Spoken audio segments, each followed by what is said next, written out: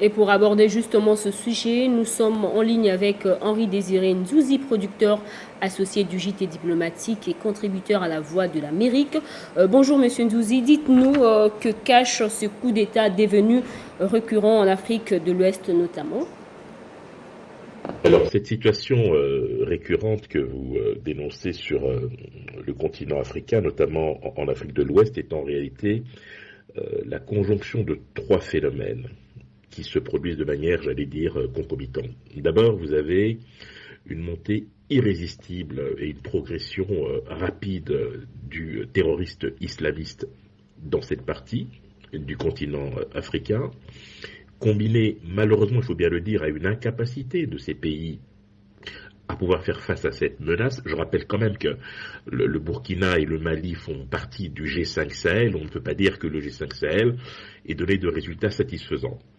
Troisième phénomène, et je dirais aggravant, c'est que vous avez des élites qui, pour la plupart, ont été issues soit d'un processus démocratique calamiteux ou d'un coup de force, qui n'ont pas répondu aux attentes de la population. Et on a évidemment en toile de fond la corruption et une forme d'ostracisme à l'égard de la classe politique. C'est-à-dire que là où il y aurait dû y avoir une forme d'union sacrée face au péril islamique par exemple, pour créer les conditions d'une unité nationale, on a plutôt vu des gouvernements se braquer et pratiquement être dans une sorte de déni de la réalité.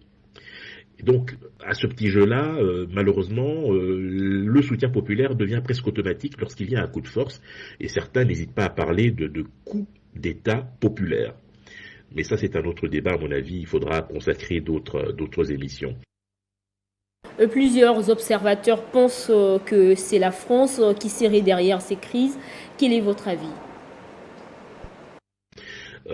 La France, alors, je pense qu'il faut aussi sortir un peu de ce cliché qui consiste à pointer la France systématiquement quand il y a un coup de force, en disant la France est derrière.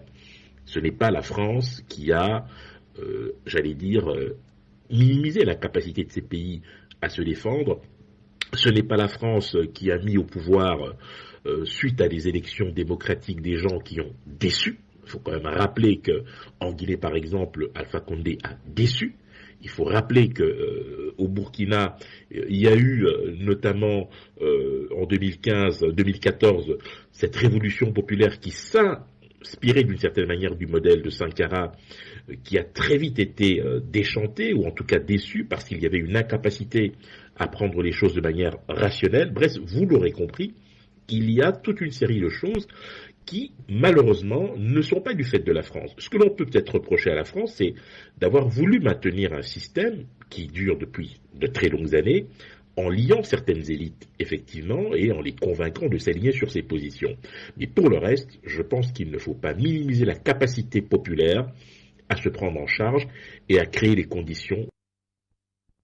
Merci Monsieur Ndouzi. Je rappelle que vous êtes producteur associé du JT diplomatique. Et